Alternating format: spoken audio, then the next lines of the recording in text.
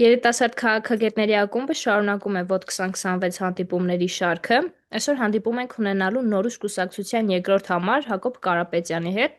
Պարոն Կարապետյան, եւս մեկ անգամ ողջունում եմ եւ շնորհակալություն եմ հայտնում մեր հանդիպմանը միանալու համար։ Շնորհակալություն Նախ կուզեմ հրավիրելու։ ընդհանուր առմամբ ներկայացնեք ձեզ, ձեր ուժը, նոր ուժը։ Կարծում եմ երիտասարդները արդեն իսկ ծանոթ են, բայց կուզեմ մի հատ նախնական ներկայացնեք ու նաև մեզ ներկայացնեք, որոնք են ձեր հիմնական ծրագրերը առաջիկա ընտրություններում, ոչ միայն երիտասարդների համար, այլ առհասարակ որոնք են ձեր հիմնական ծրագրերը առաջիկա ընտրությունների համար։ Շատ լավ, շնորհակալություն Արփի ջան,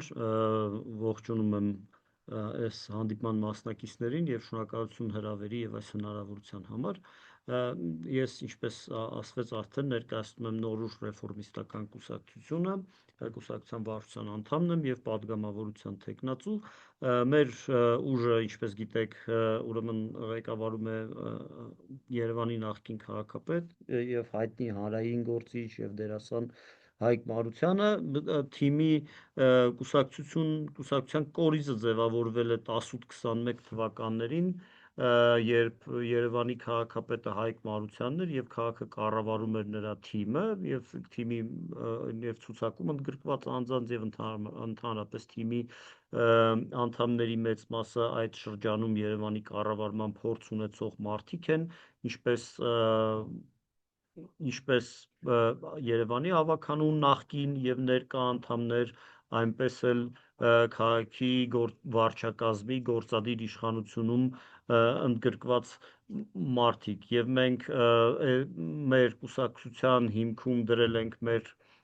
թիմի կառավարման շրջանում ուրեմն մեր փորձառությունը եւ այդ փորձառությունից բխող գաղափարական սկզբունքային մոտեցումները երկրի հանրային կառավարման ոլորտում կուսակցությունը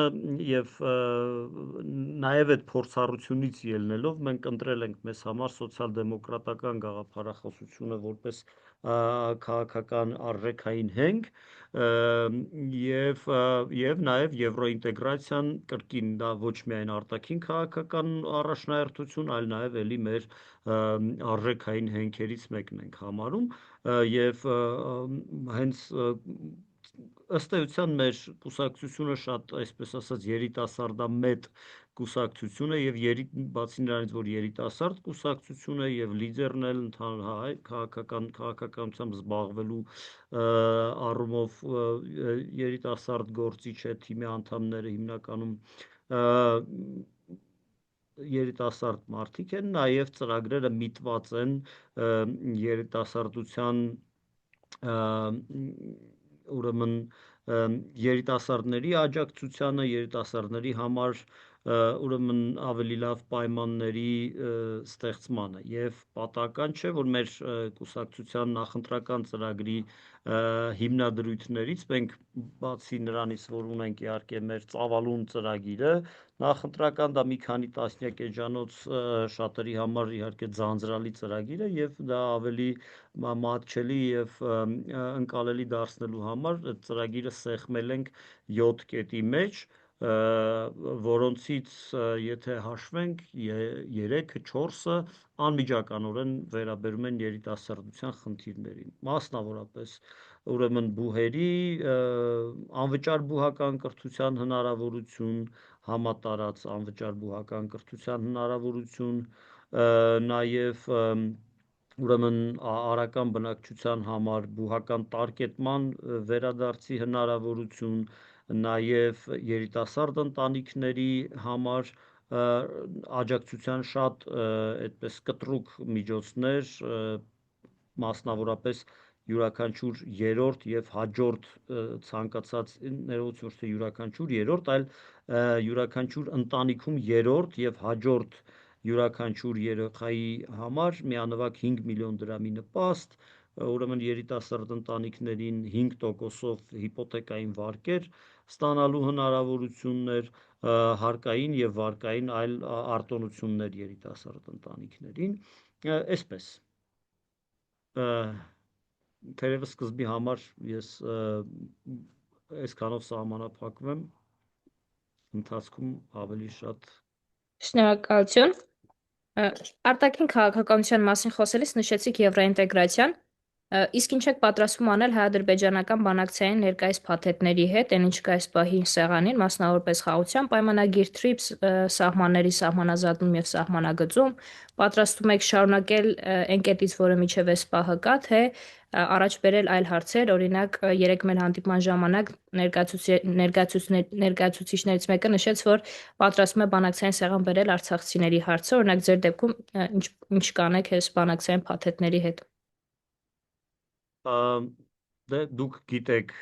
որ ես անձամբ ներգրաված եմ եղել մի շարք քաղաքաշինական process-ներում եւ առհասարակ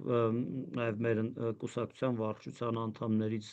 կան էլի անձինք, որոնք ակտիվորեն մասնակցում են այդ գործընթացին, օրինակ հենց մեր երրորդ համարը Նարէ Արամյանը, ես երկրորդ համարն եմ, մեր կուսակցության վարչության մեկ այլ անդամ Գրիգոր Երիցյանը, որը նախ պրոգրեսիվ առաջադեմ երիտասարդություն կազմակերպության հիմնադիր նախագահն է եւ կրկին իր կազմակերպությունը զբաղվում է թվում նաեւ հայ-ադրբեջանական երկխոսության եւ հաշտեցման մի շարք ծրագրերով ես ինքս ինչպես ասացի համակարգել եմ հայ-ադրբեջանական մեդիա երկխոսությունը սկսած 2023 թվականից, այսինքն մենք նաև անհատական մակարդակում ջատագովում ենք հայ-ադրբեջանական հաշտությունը եւ հարաբերությունների կարգավորումը նախ եւ առաջ հասարակական հանրային մակարդակում, մեդիայում խոսույթի փոփոխության մակարդակում, այսինքն խորքային հաշտեցմանն ուղղված ջատագովություն ենք անում, բացի դրա, իսկ ինչ վերաբերում է պետական կառավարմանը եւ արտաքին քաղաքականությանը, մասնավորապես մենք հավանաբար եթե ոչ միակ, ապա այն քիչ ընդդիմադիր կուսակցություններից ենք, որ առանց վերապահության 25 թվականի օգոստոսի 8-ի Վաշինգտոնյան համաձայնագրերը համարել է դրական երևույթ, իհարկե եղած պայմաններում, իրատեսական պայմաններում, սա այն արդյունքը չէ, որը մեր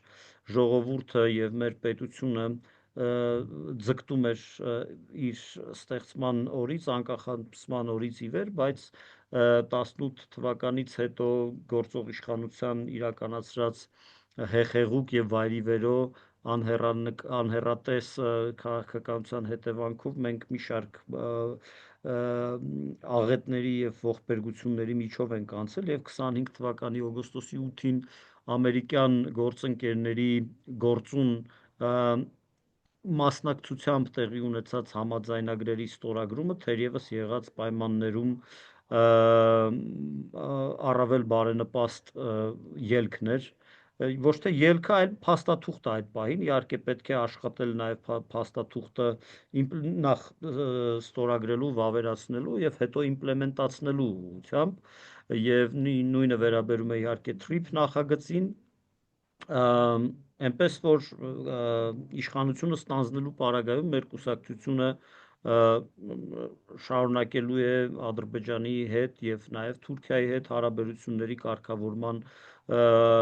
քաղաքականությունը, այստեղ կարող է հարց առաջանալ, թե այդ դեպքում ինչով եք տարբերվում դուք գործող իշխանությունից, մենք տարբերվում ենք գործող իշխանությունից մեր արժեքային կայունությամբ եւ սկզբունքայնությամբ եւ այն պարագայում, երբ, չգիտեմ, Փաշինյանի կառավարությունը 7-8 տարի առաջ բոլորովին այլ խոսույթով էր հանդես գալիս, 3 տարի առաջ այլ խոսույթով, 2 տարի առաջ, այսինքն ամեն տարի եթե մենք վերցնենք ցիտատները, կարող ենք այդ շիֆթը, այդ դինամիկան տեսնել Փաշինյանի կառավարության եւ մենք արդյունքում ունենք շատ կտրականապես տարբեր խոսույթ համեմատած, հա, 6, 7, 8 կամ թեկուզ 2-3 տարի առաջվա խոսույթից մենք այդպեսին չենք, եթե պարզ ասեմ, մենք եթե մեր պատկերացրած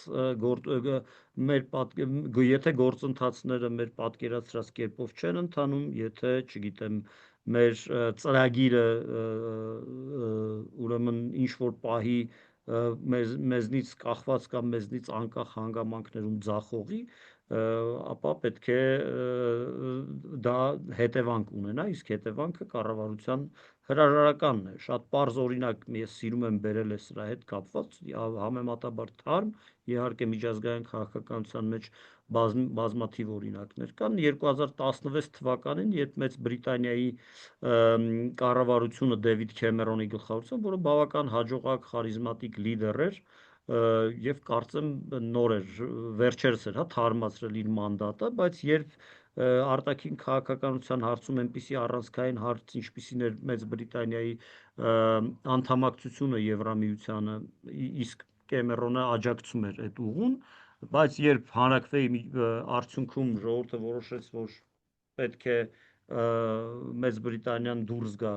Եվրամիությունից, Դեվիդ Կեմերոնը իր կառավարությամբ հրաժարական տվեց, որտեղ ասաց, որ սա մեր քաղաքական գծին հակասող ելք է եւ մենք դուրս ենք գալիս։ Հիմա եթե ավելի պարզ ասեմ, հա, մեր գործընկերներն էլ մեր հանդիպման մասնակիցները, որ պարզ օրինակով այն ժամանակ, երբ դու ասում ես Արցախը Հայաստանը եւ պետք է Արցախի ժողովրդին պաշտպանել ցեղասպանությունից եւ տեսնում ես, որ քո խոսույթը, որ քո նպատակը ձախողել է,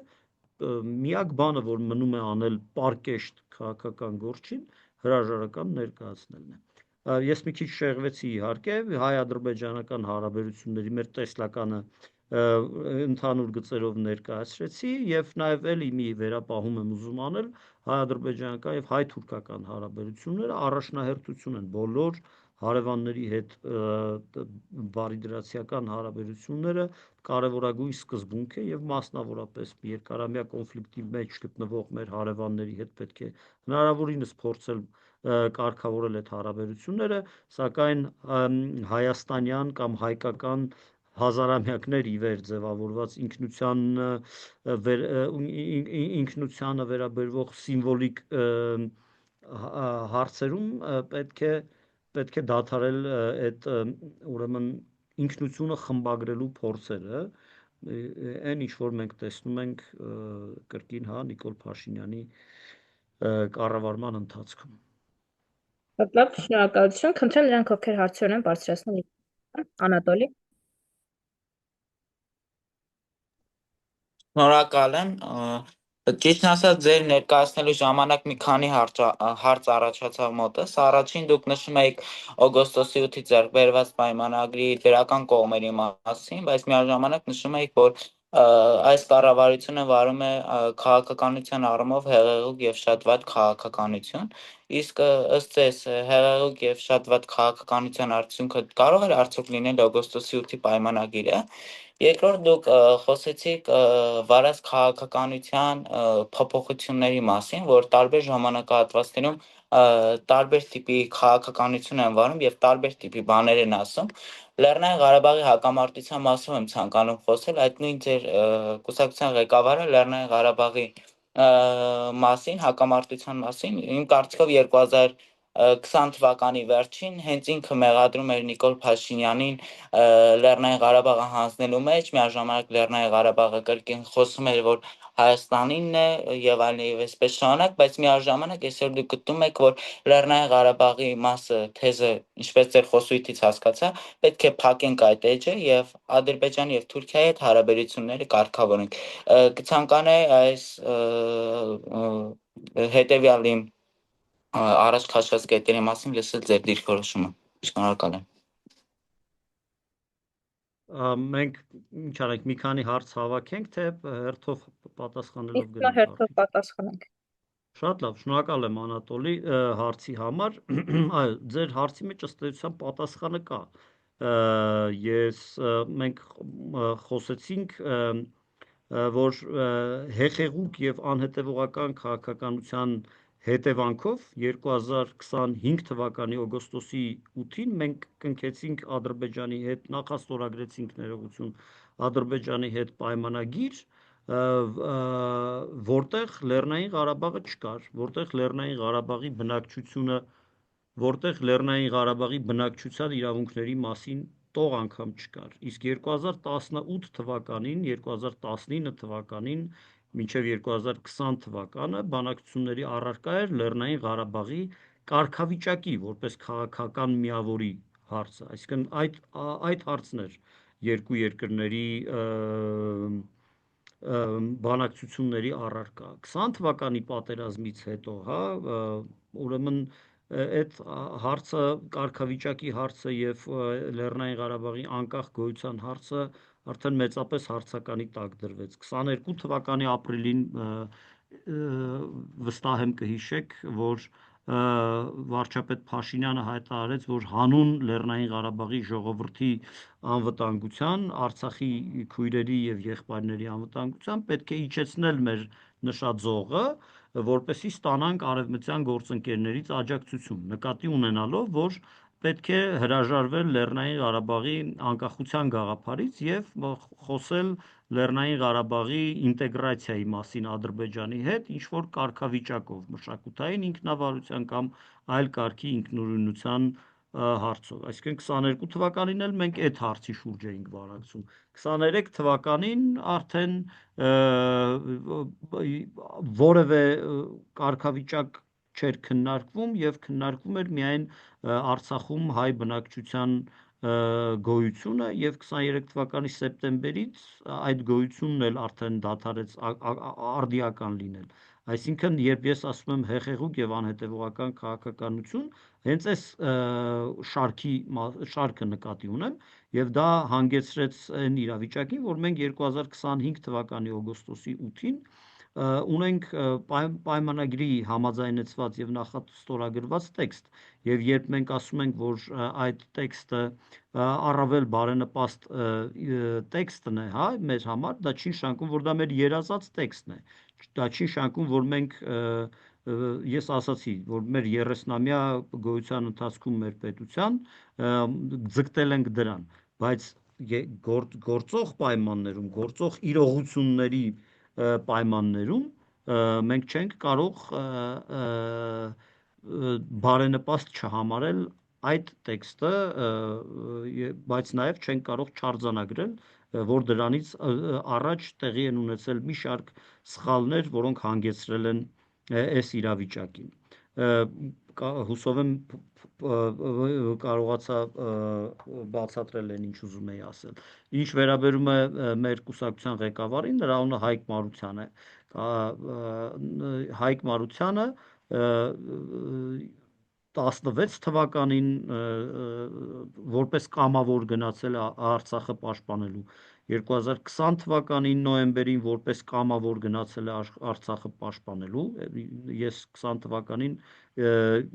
ձեր խոնարհ ծառան եւս որպես կամավոր գնացել է Արցախը պաշտպանելու։ Մենք համարել ենք Արցախը մեր հայրենիքը եւ համարում ենք Արցախը մեր հայրենիքը եւ դա որևէ պայմանագիր կամ պայմանավորվածություն չի կարող փոխել այդ վերաբերմունքը։ Մենք համարում ենք օրինակ Արարատ լեռը մեր ազգի ուրեմն սրբազան խորհրդանիշներից մեկը։ Դա չի նշանակում, որ մենք Թուրքիայի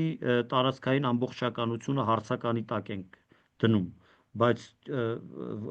մեր ասածը հենց նա է, որ մեզ ոչ ոք չի կարող ուրեմն արգելել դա ոչ միայն անհեռատես է, այլ նաև անարդյունավետ։ Մեզ ոչ ոք չի կարող արգելել ուրեմն համարել Արցախը մեր ինքնության հենասյուներից մեկը։ Դուք կարծում եմ կիմանաք այն հայտնի պատմությունը, երբ 1920 թվականին 20-ական թվականների սկզբին, երբ Խորհրդային Միությունը նոր էր ձևավորվում եւ նաև Թուրքիայի Հանրապետությունն էր, ներկայիս Հանրապետությունն էր նոր ձևավորվում եւ Հայաստանի Խորհրդային Հանրապետության զինանշանը հաստատվեց, կարծում եմ պետք է հիշեք այդ զինանշանը, մեջտեղում շատ խոշոր Արարատ լեռն է, Թուրքիայի Հանրապետությունից բողոքի նոտա հղեցին Խորհրդային Միության կառավարություն, թե բա ինչու եք մեր տարածքում գտնվող լեռը դարձրել ձեր Խորհրդային Հանրապետության սիմվոլ, Խորհրդային Միության արտաքին գործերի ժողկոմ, այսինքն արտաքին գործերի նախարար Գեորգի Չիչերինը պատասխան նամակ ուղարկեց Թուրքիայի Հանրապետություն եւ ասաց ձեր դրոշի վրա էլ կիսալուսինը եւ աստղ է, բայց կիսալուսինը եւ աստղը հայտնի է, որ Թուրքիայի տարածքում չի գտնվում։ Սա շատ հայտնի պատմություն է եւ մեկ նկատի ունեմ ամփոփելով, հա, ձեր հարցի պատասխանը, մեկ այլ բան է խորհրդանիշները, եւ մեկ ուրիշ բան է միջազգային իրավունքն ու արկա իրողությունները։ Լավ, կարող եմ արձագանքել։ Մհմ։ Դուք խոսեցիք, որ Լեռնային Ղարաբաղի համար օրինակ Հայկ Մարությանը այո կռվել է եւ այլն եւ այսպես շարունակ, այ կցանկանա իմանալ թե այսօր ձեր կուսակցության ղեկավարը եւ ընդհանուր ձեր կուսակցությունը Լեռնային Ղարաբաղի շուրջ ինչպիսի կարծիք ունի, արդյոք պետք է կրկին շարունակել Լեռնային Ղարաբաղի շուրջ բանակցությունները, թե ոչ։ Շնորհակալ եմ։ Չէ, դե դուք ասացիք արձագանքեմ, բայց նորից հարց տվեցիք, այն հարցը, որին ես արդեն պատասխանել եմ։ Մենք կարծում ենք, որ Ադրբեջանի հետ հարաբերությունները պետք է շարունակել գոյություն եղած իրավապայմանագրային հիմքի վրա։ Այսինքն ստացեց, որ ձեր կուսակցության ղեկավարը նախկինում այլ դիրքորոշում էր արտահայտում, այլ քաղաքականության կողմնակից էր եւ ներկայիս դրությամբ այլ քաղաքականություն է ցանկանում, որ վարվի։ Այսինքն մեր կուսակցությունը եւ մեր կուսակցության ղեկավարը համարում է, որ գործող պայմաններում պետք է քաղաքականությունը վարել հիմնվելով իրողությունների վրա։ Իսկ այդ իրողությունները ստեղ առաջացել են ուրեմն Նիկոլ Փաշինյանի եւ նրա կուսակցության վարած անհեռանկար հախուռն եւ անհետեւողական քաղաքականության արդյունքում։ Շնորհակալություն Անատոլի ջան, կարծում եմ, որ պետք է արձագանքել Կիրիլ Խաչատրյան։ Ողջունում եմ ձեզ, պարոն Կարապետյան, ես Կիրիլ Խաչատրյանն եմ։ Ուսումնասիրելով ձեր կուսակցության գործունեությունը, ձեր գործունեությունը, պարոն Մարությանի գործունեությունը, եկա մի եզրակացության, որ ձեր կուսակցությունը տվյալ պահին հանդիսանում է այն եզակի ձախ ցենտրիստական կուսակցություններից մեկը, այսինքն ու նաև այսօր դիտում էի, կարծեմ այսօրվա հարցազրույց էր պարոն Մարությանի, որ ինքը ասում էր, մենք միանշանակ վստահ ենք, որ անցնելու ենք ազգային ժողով, կա մինիմալ պլան եւ Այո։ մաքսիմալ պլան, այսինքն դառնալ իշխողուր։ Տվյալ պարագայում ընթերցելով նաև ձեր կուսակցության ընդհանրապես ծրագիրը, մեկ վայրկյան, հա, որը վերաբերում էր համալսարաններին ուսանողների անվճար կրթությանը, արդյոք դուք տեսնում եք, որ հնարավոր է իրականացնել անվճար կրթություն, քանի որ իրականում հիմնվելով Եվրոպայի փորձի վրա, այնտեղ չկա համալսարան, որտեղ կրթությունը կարող է լինել անվճար, համենայն դեպս լավագույն համալսարանները իրենք վճարովի են։ Օրինակ, հա, Ֆրանսիայում բանում իրենք բավականին մաչելի են, սակայն միևնույն է, այն հիմքը հիմնավոր լավ համալսարանները իրենք բավականին մեծ գումար արժեն։ Հետո, որ ձեր կուսակցությունը ինքը կարելի է ասել վարում է Եվրոպամետ քաղաքականություն, այսինքն ինքը հիմնված է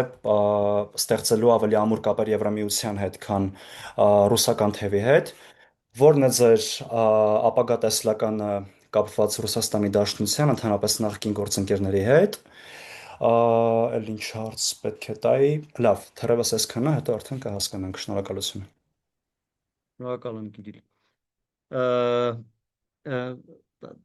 Բուհերի հետ կապված, հա, ես իհարկե բարձրագույն կրթության լավագույն մասնագետը չեմ մեր թիմում, ամենայն դեպս նաև որոշ նախադեպերի մասին գիտեմ, օրինակ գիտեմ հաջողված փորձը Գերմանիայում, որտեղ կարծեմ 2010-ականների սկզբից անցան անվճար բակալավրի կրթության, ինչու եմ սա լավ հիշում, որտեղ 2008-ին, երբ ես ընդունվել էի Քյոլնի համալսարան, այդ հնարավորությունը չկար եւ կարծեմ 10-ից սկսած արդեն պետական բուհերում, սա շատ կարևոր հանգամանք է, պետական հավաստագիր ունեցող բուհերում բուհական անվճար կրթություն ուրեմն մտցվեց Գերմանիայում եւ դա բավական հաջողված փորձ է, ինչքան որ ես տեղյակ եմ, որովհետեւ մատչելի է դարձնում եւ ավելի լայն շրջանակների համար է հասանելի դարձնում բուհական կրթությունը։ Դուք ասացիք, որ լավագույն բուհերը, ասեմ, որ հուսով եմ, որ դուք ավելի լավ վիճակագրություն կունենաք,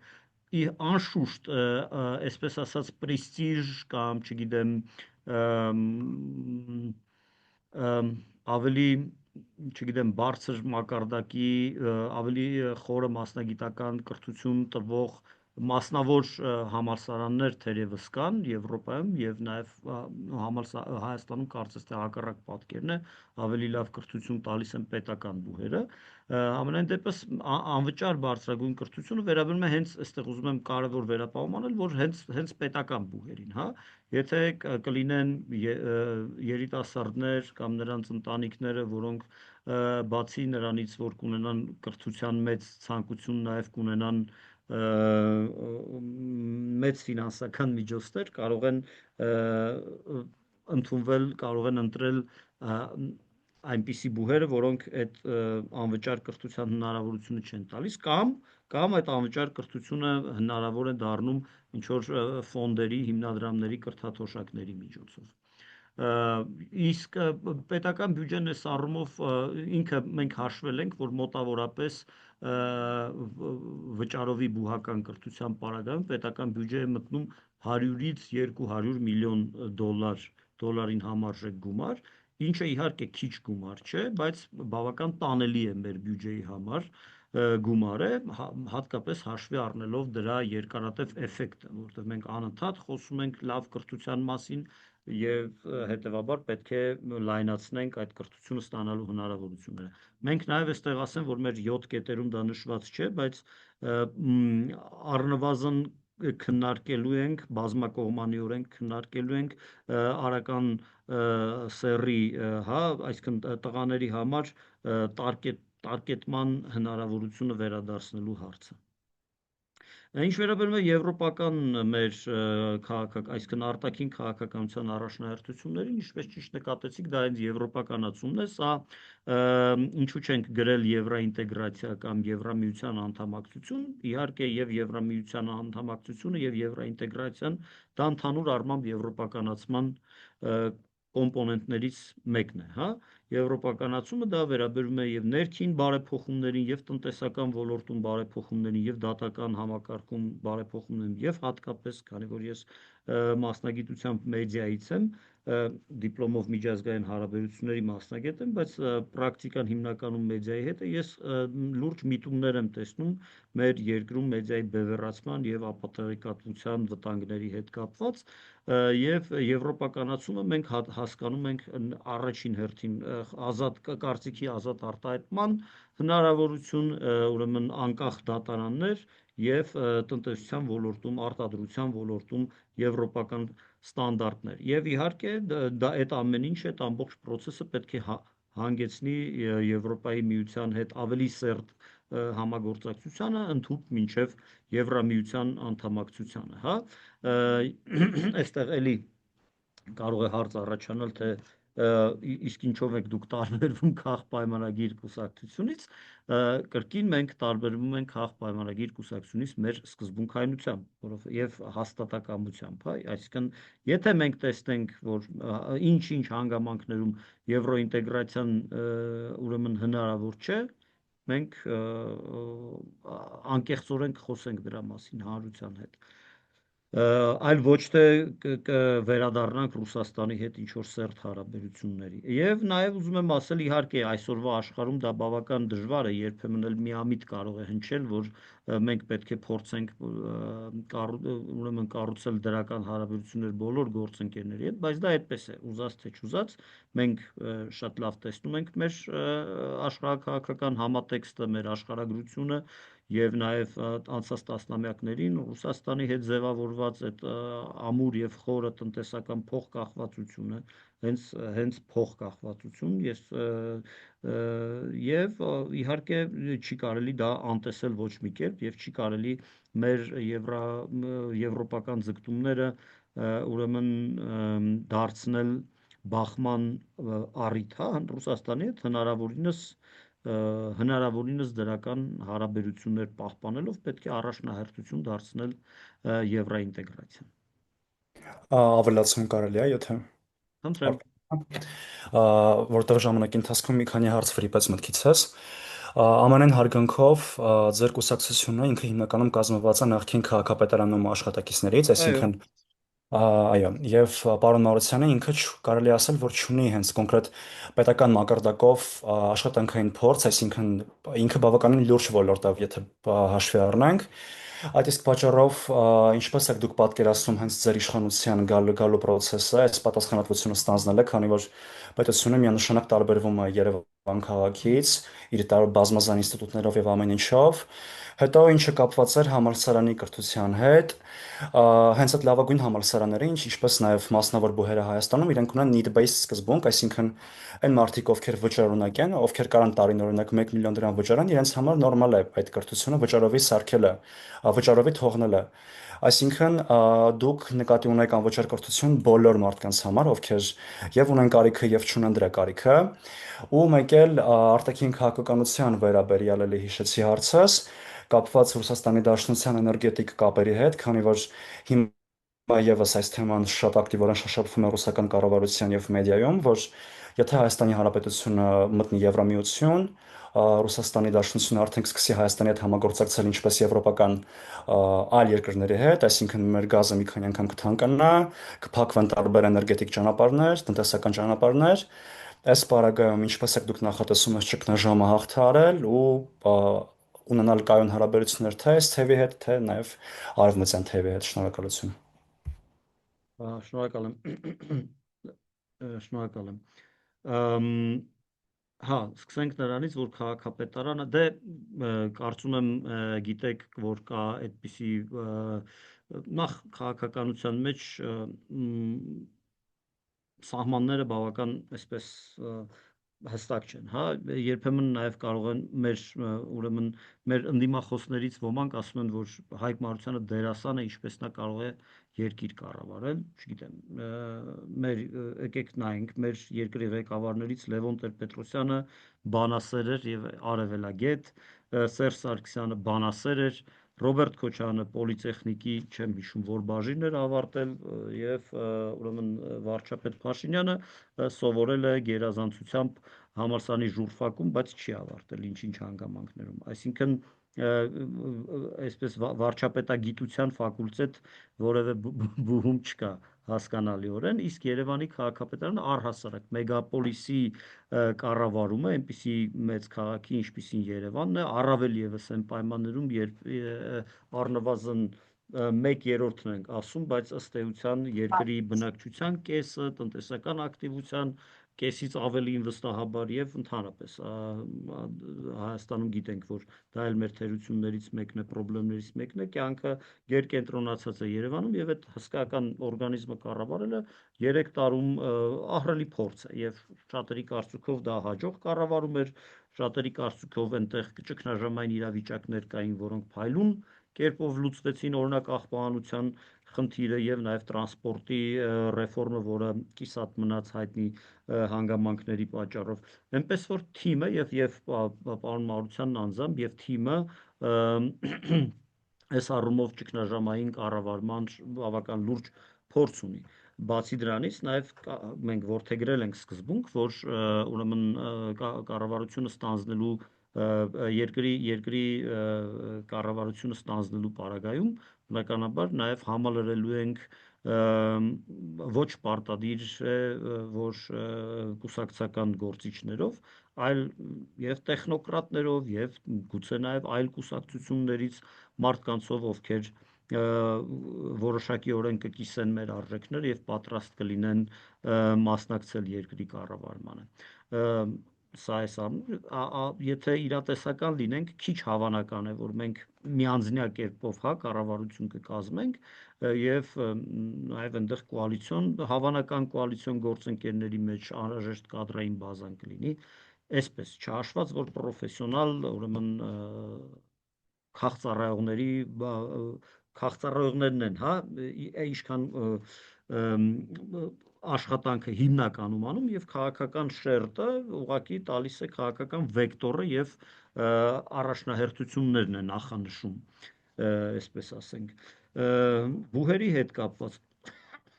բուհերի հետ կապված համընդհանուր անվճար բանի հետ կապված, այսինքն անվճար համակարգից կօգտվեն եւ նրանք, ովքեր դրա կարիքը ունեն եւ նրանք, ովքեր կարիքը չունեն, նրանք, ովքեր դրա կարիքը չունեն, կարող են բուհերին օգնել իրենց հանգանակությունների կամ տարբեր ֆոնդերի միջոցով, այնպես ինչպես էլի նույն արևմտյան երկրներում է, ես մի քանի ամիս Ամերիկայում եմ փորձառություն ունեցել բուհական եւ այնտեղ կամավորների եւ բուհերի համալսարանների բարեկամների ներդրումը ահռելի է, այսինքն մեր մոտ ընդհանրապես նաեւ պետք է զարգացնել առհասարակ կամավորության ինստիտուտը հասարակության տարբեր ոլորտներում, այդ թվում նաեւ դպրոցներում եւ համալսարաններում սովորողների կողմից, հա, կամավոր վճարումների, կամավոր աջակցության ինստիտուտը, մենք գիտեք, այն իրավիճակից, որ կար 18 թվականից առաջ, հեղափոխությունից առաջ, երբ չգիտեմ, կոռուպցիոն դրսևորումներ էին տեղի ունենում համալսարաններում եւ դպրոցներում, հա, փող էին հավաքում, չգիտեմ, վարագույրի փող, այս սրա համար փող է, նրա համար փող, չգիտեմ, կարծում եմ հիմա կամ մինիմում է հասցվել կամ չկա այդ երևույթը, իմ երեխաների դպրոցներում չկա ամենայն դեպս, այդ ծայրահեղությունից մենք կարծես թե ընկել ենք մի ուրիշ ծայրահեղություն, որ դպրոցին ոչ մի կերպ պետք չէ օգնել եւ պետությունը պետք է այդ փողերը տա անպայմանորեն, ոչ, կարելի է ստեղծել ֆոնդեր եւ խրախուսել կամավոր հանգանակությունները համալսարաններում եւ դպրոցներում։ Մենք կարծես թե էլի մի հարց մնաց, որը հա, Ռուսաստանի հետ հարաբերությունների, հա, ճգնաժամ չառաջանալու հետ կապված տնտեսական, հա, այդ շիֆթի, հա, Եվրասիական տնտեսական միությունից դեպի Եվրամիություն շիֆտ կատարելու դեպքում, դե տեսեք, նախ եթե խոսում ենք կոնկրետ էներգետիկ ճգնաժամի, էներգետիկ հնարավոր խնդիրների մասին, նախ այստեղ մի քիչ մանիպուլյացիա կա Ռուսաստանի մեր որոշ գործընկերների հայտարարություններով, որտեղ նրանք հայտարարում են, որ գազը արժե 1000 խորանարդ մետրը 187 դրամ, թե ինչքան մոտարապես այդքան, բայց իրականում սպառողի համար այդ թիվը կրկնակի եւ ավել թանկ է, որտեվ այն մինչև գալիս հասնում է մեր գազօջախները պայմանական ասած կամ մեր տնտեսվարողներին, հենց այդ նույն Գազպրոմի դուստր ձեռնարկությունը, Գազպրոմ Արմենիան ինչ որ լրացուցիչ գումարներ է դնում դրա վրա, այսինքն իհարկե եվրոպական պետությունների հետ համեմատած գազը էժան է, բայց այնքան էժան չէ, որքան փորձում են ներկայացնել ռուսաստանցի գործընկերները։ Դա մեկ եւ երկրորդը իհարկե հենց մենք ասում ենք եվրոպականացում, դա մեր տնային աշխատանքը պետք է կատարենք շատ լավ, որպեսի երբ գա արդեն այն պահը, որ մենք պետք է Եվրասիական միությունից դուրս գանք Եվրամիության ազատ առևտրի գոտին մտնելու համար, այդ պահին մենք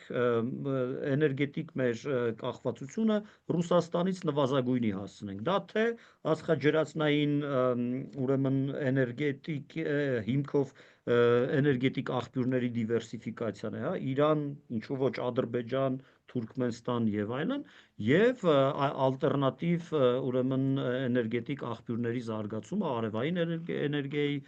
զարգացումը եւ այլն։ Սա է ինչ որ մեր տնային, բացի դրանից իհարկե նաև պետք է բանակցել Եվրամիության մեր գործընկերների հետ եւ քանի որ ինչքան որ մեզ է պետք Եվրամիության անդամակցությունը, ոչ պակաս կարևոր ենք նաև մենք Եվրամիության համար եւ նաև Եվրամիության գործընկերները պետք է մեզ օգնեն այդ անցումը հնարավորինս անցնցում իրականացնելու համար, հա, տնտեսական ինչ որ պրեֆերենցիաներ կամ, չգիտեմ, դրամաշնորհային արտոնյալ հարկային միջոցներ մեզ տրամադրելով, որպեսզի, ինչպես ասացի, այդ անցումը կարողանանք մաքսիմալ փափուկ ձևով կատարել։ Так, Սուրեն։ Բարև ձեզ, ես Սուրենն եմ, ուզում եմ մի հարց ուղղել, որին դուք նոր պատասխանեցիք, բայց էլի նույնն ուղղեմ կոալիցիա կազմելու համար։ Մենք հասկացանք ձեր առաջնորդ Հակոբյանի դիրքորոշմանը, որ ինքը դեմ է Ռոբերտ Քոչարյանին, Սավել Կարապետյանին եւ Նիկոլ Փաշինյանին։ Հիմա կարող եք նկատել, որ այդ երեք ուժերն են, որ հիմա լիդերներ են, ավելի ճիշտ Ուժեղ Հայաստանը, Քաղաքացիական պայմանագիրը եւ Հայաստան Դաշինքը։ Դուք ինչ եք ուզում անել, որ այդ լիդերը դուք դառնաք եւ իշխանություն դուք վերցնեք, կոալիցիա կազմելու, թե ինչ եք անելու, թե ընդհանուր էս բոլոր հարցումները սուտ է ձեր ասածով, որ այս երեք ուժերն են հաղթելու Ինչ եք մտածում այս պահով կոալիցիային կողմ եք, թե դեմ եք կազմելու համար։ Հասկացա, շնորհակալություն։ Սուրեն, տեսեք, դե սրա մասին բազմիցս խոսվել է, բայց այստեղ քանի որ մեր մոտ փակ հանդիպում է, փակ է, չէ, Արփի, ես չի հրապարակվելու։ Լավ, ուրեմն չենք հրապարակի Յակոբ ջան։ Չէ, օքեյ, խնդիր չկա, կարող ենք հրապարակել։ Այս հատվածը կգտնենք, եթե ինչ-որ բան ասելու եմ նույն բանը, ինչ որ կասեի փակ հանդիպման ընթացքում, ուղղակի ձևակերպումները կարող է մի քիչ տարբերվեն, էլի, դե չէ ուրիշ բան չեմ ասելու։ Տեսեք, կան ունենք, այո, դուք ինչպես ասացիք, սոցիոլոգիական հարցումներ կան եւ այդ սոցիոլոգիական հարցումները անտեսել չի կարելի, բայց մյուս կողմից չի կարելի այդ սոցիոլոգիական հարցումների գերին դառնալ, որտեղ գիտեք, ասում են, չգիտեմ, դե ենթադրենք տեսնում են, որ մի կուսակցություն արդեն բավարար չափով ձայն ունի, ասում են դե լավ, մեկը այսի շատ ձայն ունի, սրան էլ ձայն չտանք, այսինքն աղճատվում է անդրական process-ը, կամ հակառակ ասում են այս կուսակցությունը ունի 3% ձայն, մեկը սրանք չեն անցնելու, արի սրան ձայն չտանք, բայց եթե այդպես չմտածեին, կտային այդ կուսակցությանը ձայնը եւ այդ կուսակցությունը կանցներ եւ իր գաղափարները կարտահայտեր խորհրդանում։ Այսինքն այդ սոցիոլոգիական հարցումները իհարկե որոշակի հարցարկներ անելու համար կարևոր են, բայց նաև կուրկ չարժի դրանցից սարքել։ Հասկանալի է, որ հավանական ընդդիմությունը հավանաբար միանձնյա իշխանություն ձևավորել ամենայն հավանականությամբ չի կարող։ Հավանական է նաև երկրորդ փուլի սցենարը։ Դուք ասացիք, որ մենք բացառում ենք համագործակցությունը Քոչարյանի, Փաշինյանի եւ Սամվել Կարապետյանի հետ, Սամվել Կարապետյանի հետ ըստ էության չենք բացառում ենք Սամվել Կարապետյանի վարչապետ դառնալը, որտեղ Հայաստանի Հանրապետության Սահմանադրությունը դա արգելում է։ Իսկ ինչ որ ցանկացած մարդու, նույնիսկ աշխարհի, եթե պատկերացնենք, որ այդպեսին կա, աշխարհի լավագույն վարչապետի տեխնացուի համար Հայաստանի Հանրապետության Սահմանադրությունը փոխելը մենք ընդունելի չենք համարում։ Հետևաբար, բայց մյուս կոնֆիգուրացիաները, այստեղ գիտեք, այնքան փոփոխականները այնքան շատ են եւ այնքան անորոշ վիճակ է, որ շատ կոնկրետ խոսակցություն ճիշտ չէր լինի ակնկալել, էլի մենք չգիտենք, որտեվ ամեն մի յուրաքանչյուր մի տոկոսը այս կամ այն կուսակցության ստացած կարող է տրամագծորեն տարբեր պատկեր բերել, հա։ Հետևաբար, երբ որ ընտրությունները կավարտի եւ սեղանի վրա կլինեն այդ դասավորությունը, այդ կոնֆիգուրացիան, այդ ժամանակ արդեն հնարավոր կլինի բանակցությունների միջոցով, դե պարլամենտարիզմը դա բանակցությունների եւ ուրեմն փոխզիջումների արվեստ է։ Մենք հասկանում ենք, հա, որ իդեալական կոալիցիաներ չեն կարող լինեն եւ կան այդ ուրեմն ենթադրյալ եւ հավանական գործընկերների մեջ կան այնպիսիք, որոնց գաղափարները մեր համար անհամատեղելի են, կան այնպիսի մարդիկ, որոնց հետ ուրեմն շփումները հաճելի չեն, բայց հանուն ինչ որ ընդհանուր գաղափարի, հանուն ինչ որ մի ավելի մեծ գործի, քաղաքական գործիչները եւ կուսակցությունները ստիպված են լինում երբեմն ցավոտ փոխզիջումների գնալ, հա։ Իհարկե կան այնպիսի,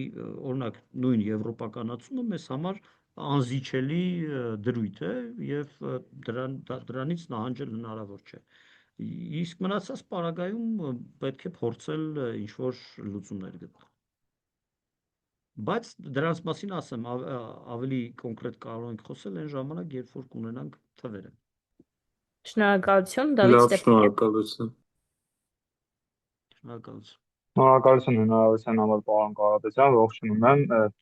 Հարցը վերաբերվում է ձեր կուսակցության խոստումներից մեկ ուրիշին, որին դեռևս այսօր չանդրադարձանք, մասնավորապես հարկային բեռի նվազեցմանը։ Սա էլի դիտարկում եմ այն կոնտեքստում, որ իրենից ենթադրելու է բյուջեի եկամուտների կրճատում, կարծում եմ բավականին մեծ, եւ կուզենայի իմանալ այս առումով, այսինքն ռազմավարությունը ինչու՞մ է կայանում։ Օրինակ մենք տեսել ենք էլի հարկային բեռի նվազեցումներ 2018-ից սկսված, օրինակ շահութահարկի մի փոքր նվազեցում, եկամտահարկի նվազեցումներին կիրառվել նաև 1%-ով տարիների ընթացքում, մասնավորապես 23-ից դարձել է 20, իսկ շահութահարկի դեպքում 20-ից 18% դրույքաչափի նվազեցում ենք տեսել, որն է ձեր ռազմավարությունը։ Դուք արդյոք շարունակելու եք պահպանել այս տեմպը, թե ավելի ինչ-որ կտրուկ նվազեցումներ եք նախատեսում, այսինքն գործարարներն ինչ ակնկալ են ձեր իշխանության լինելու դեպքում, եւ ինչ ալտերնատիվ աղբյուրներ են լինելու, որոնք այս մեծ, այսինքն եկամուտների կրճատում բյուջեի կարողանալու են լրացնել, եւ եթե ես ճիշտ կարդացի, նախատեսվեց շրջանառության հարկի նվազեցում գրեթե հենց կեսով, այսինքն 10-ից 5% դրույքաչափի անցում, բայց շրջանառության հարկը հենց իրենից ենթադրում է հարկի մեղմացված տեսակ, որպեսզի դա այսինքն հնարավորություն գործարարներին ավելի ռեզիդենտ գործարարներին, ռեզիդենտ ընկերություններին զարգացնելու իրենց պոտենցիալը, այսինքն ընդհանուր առմամբ ինչպիսին է ձեր ռազմավարությունը այս դերը նվազեցման դեպքում եւ եկամուտների կրճատումը ինչպես է լրացվելու։ Շնորհակալություն։ Շնորհակալություն։ Դե այստեղ փիլիսոփայությունը հետեւյալն է, հա, երբ դու նվազեցնում ես հարկի դրույքաչափը, դու խթանում ես մարդկանց, որպեսզի իրենք ավելի շատ ակտիվություն դրսևորեն այդ հարկային ռեժիմում, հա, եւ բացի նրանից, որ մենք նվազեցնում ենք դրույքաչափը, մենք առաջարկում ենք նվազեցնել դրույքաչափը, նաեւ ուզում ենք ավելացնել այն շեմը, ուրեմն կարծեմ հիմա 120 միլիոն դրամ է, հա, տարեկան շրջանառությունը, մենք դա ավելացնում ենք, դարձնում ենք մինչեւ 200 միլիոն դրամ եւ այսինքն հնարավորություն ենք տալիս մարդկանց ավելի ազատորեն գործել այդ հարկային ռեժիմում եւ ավելի շատ բարիք ստեղծել, ավելի մեծ ակտիվություն դրսևորել, ուրեմն չտրվել հարկերը կամ ուրեմն ներողություն շրջանառությունը թաքցնելու գայթակղությանը, այսինքն ավելի շատ խթանում ես, որ մարդիկ սպիտակով աշխատեն եւ վճարեն ավելի թեթև հարկեր, քան բարձր հարկային դրույքաչափի դեպքում ուրեմն ձգտեն թաքցնել շրջանառությունը եւ ավելի քիչ հարկել։ Եվ այս առումով, երբ տնտեսական ակտիվությունը ավելանում է, հա, համապատասխան սեգմենտում հարկային ակտիվությունը ավելանում է, այդ եկամուտների կրճատումը փոխհատուցվում է հենց այդ ակտիվության ավելացմամբ։ Հիմնականում սա պետք է ասեմ։ Շնորհակալություն եւ կուզեի նաեւ անդրադառնալ մի թեմայի, այսինքն on-line խաղատների արգելափակման վերաբերյալ ձեր կուսակցության խոստմանը դրա վերաբերյալ կուզեի նշել օրինակ, որ այսինքն նշում է, որ պետք խաղատները ամբողջությամբ փակվեն, բնականաբար բոլորը կարծում եմ գրեթե ողջ ժողովուրդը կողմ կլինի այս փոփոխությանը, բայց սրա մի այլ անկյունն էլ կա, այն առումով, որ սա նաև նշանակում է ներդրումների կչացում եւ որպես ներդրումների, այսինքն գործընկեր, ներդրումային գործընկեր օտար երկրների համար Հայաստանը կարող է ավելի անվստահելի դիտարկվել այն տեսանկյունից, որ այսինքն կարող է իշխանության որոշմամբ արգելափակվել մի ամբողջ ոլորտ եւ իր ամբողջ կապիտալով եւ ընթացքով։ Ուզեի ես ամենն էլ անդրադառնաք ինչպես եք վերաբերվում։ Ես իմ լոկացիան փոխեցի։ Հա, շնորհակալություն Դավիթ, շատ լավ հարց էր։ Տեսեք, այստեղ մի քիչ պետք է բան անեմ, շտկում մտցնեմ, հա, մենք ոչ թե on-line խաղերով զբաղվող ընկերությունների գործունեությունն ենք արգելում, լսվում է լավ։ Այո։ Հա, ոչ թե on-line խաղերի, հա, այսինքն չգիտեմ, այդ Vivaron հիմա ինչպես է կոչվում Fast-ը, չէ, կամ Digitane-ը նախկին Տոտոն, կամ եւ այլ եթե կան այդպիսի խոշոր կազմակերպություններ։ Մենք ոչ թե նրանց գործունեություն ենք արգելում, մենք արգելում ենք on-line խաղերը Հայաստանի տարածքում։ Այդ ընկերությունները իրենց գործունեության մի զգալի մասը ծավալում են այլ երկրներում, չգիտեմ, Լատինական Ամերիկայում, Վրաստանում, Արևելյան Եվրոպայում, Հյուսիսային Աֆրիկայում բավական լայն ուրեմն արեալ կա գործունեության եւ իրենց ուրեմն այդ նաեւ տեխնոլոգիական գործունեությունը ոչ միայն betting-ը, հա, իրենք կարող են շարունակել։ Մենք ընդհանրապես սահմանափակում ենք on-line խաղերի ներողություն, սահմանափակում ենք betting-ի գոյությունը Հայաստանում, արգելելով on-line betting-ը, հա։ Եթե կհիշեք, չնայած կարծում եմ չեք հիշի, մի քիչ ավելի ավագ սերնդի ներկայացուցիչները կհիշեն, որ 15-20 տարի առաջ, երբ Հայաստանում betting-ի մշակույթը betting-ը նոր մտնում էր, հա, այդ խաղադրույքները բան, դա այսպես ինչ-որ հոբբիի նման բան էր, այսինքն դու աշխատանքից հետո կամ հանգստյան օրերին դուրս էիր գալիս, գնում էիր ինչ-որ հատուկ տեղ, հա, դա կոչվում էր բանը։ Եվրոֆուտբոլ կամ Տոտո կամ Վիվարո, հա, այնտեղ ասած ինչ որ ակումբի նման բան էր, հա, նստում էիր, խաղադրույք էիր կատարում, խաղ էիր նայում, որոշ վայրերում կարողա նաև դա ուղեկցվեր գարեջուր խմելով եւ այլն։ Դա հանգիստի ինչ որ մի ձև էր, հա, ինչպես օրինակ Լաս Վեգասում կամ խոշոր կազինոներում մարդիկ գնում են, իրանք գիտեն, որ այս որոշակի գումարը տալու են, դրա դիմաց ինչ որ հանգստանալու են։ Սա միգուցե ինչ-որ մեկի համար ընդունելի է, միգուցե ինչ-որ մեկի համար ընդունելի չէ, բայց դա հանգստի ինչ-որ մի ձև է։ Օնլայն բեթինգը այնպեսին, ինչպեսին հիմա կա Հայաստանում, կախվածություն առաջացնելու համար լավագույն պայմաններն է ստեղծում, հա, այսինքն մարդը, որը որ նաև ինչ-որ հակում ունի այդ ուղղությամբ, անսահմանափակ ուրեմն հնարավորություն ունի զբաղվելու դրանով, ներողություն գործի ժամին, առավոտյան նախաճաշելիս, տրանսպորտում եւ այլն, այսինքն դա արդեն դառնում է ոչ թե հանգիստ, ոչ թե ինչ-որ հոբբիի նման մի բան, այլ պարզ կախվածություն։ Մենք թիմում օրինակ այդ օրինակն ենք բերում, տեսեք, ոնց որ օրինակ, չգիտեմ, ալկոհոլ օգտագործելը, որ սահմանափակ քանակությամբ եւ որոշակի վայրերում եւ որոշակի առիթներով կարող է ընդունելի համարվել, թեպետ բժիշկներն ասում են, որ դա այսպես թե այնպես վնաս է առողջությանը։ Համենայն դեպս, նույնիսկ այդ վնասը հաշվի առնելով, ինչ որ առնող հասարակության համար ընդունելի։ Դե հիմա համեմատեք ռեստորանում նստած մի բաժակ գինի խմելը, չգիտեմ, փողոցում կանգառում շշից օղի խմելու հետ։ Մոտավորապես օնլայն բեթինգը եւ սովորական ուրեմն խաղադրույք կատարելը այդ տարբերությունն ունեն։ Եվ ինչպես ասացի, դուք հիմնականում էլի բյուջետային եկամուտների մասին եք մտահոգվում, ուրեմն տեսեք, նախ այն շրջանառությունը, որը որ կա Հայաստանից եղած օնլայն բեթինգի, հասկանալի է, որ այդ փողը մարդիկ իրենց բարձի տակ չեն պահելու։ Այդ փողը ծախսելու են ավելի օգտակար բանի վրա են ծախսելու, չգիտեմ, իրենց երեխաների կրթության վրա են ծախսելու կամ հանգստի վրա են ծախսելու կամ թեկուզ, չգիտեմ, հագուստ գնելու վրա են ծախսելու։ Դա տնտեսությունում շրջանառվելու է եւ հարկերի տեսքով էլի գնալու է այդ նույն փողը գնալու է պետությանը։ Բայց դրանից մենք հանելու ենք այն ստրեսը, որ կա այդ մարդկանց կյանքում, իրենց ընտանիքներում, այն առողջական խնդիրները եւ ընդհանրապես հանրությանը եւ մարդուն վերաբերող վտանգները, որը իր հետ բերում է այդ կախվածությունը։ Շատ լավ, շնորհակալություն։ Շնորհակալություն Կիրիլ եւ Անատոլի, խնդրեմ երկուսը ձեր հարցը միանգամից տաք ու կարճ, որպեսզի հասցնենք ամփոփել նաեւ այսօրվա հանդիպումը։ Անատոլի։ Շնորհակալ եմ։ Դուք նշեցիք, որ այսօրվա իշխանությունների մի րոպե։ Հա, դուք նշեցիք, որ այսօրվա իշխանությունների վարած քաղաքականությունը կողմ եք,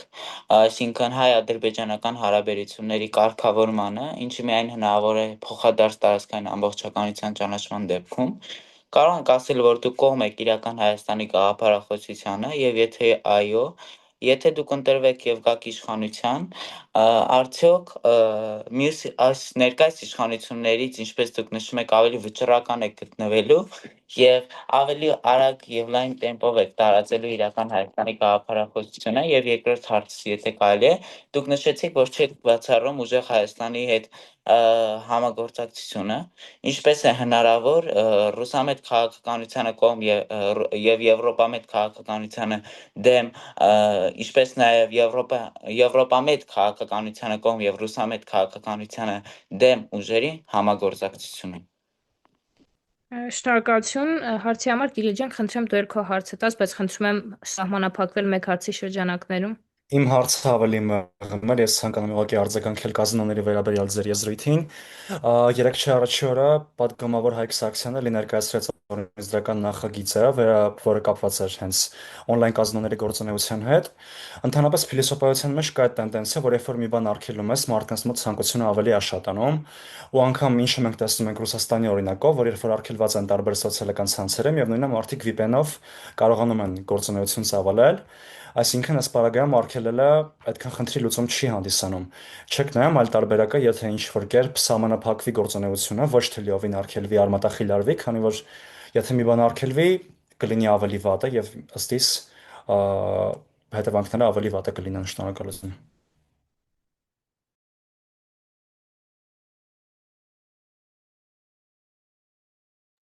Հակա ձեր ձայնը կներեք։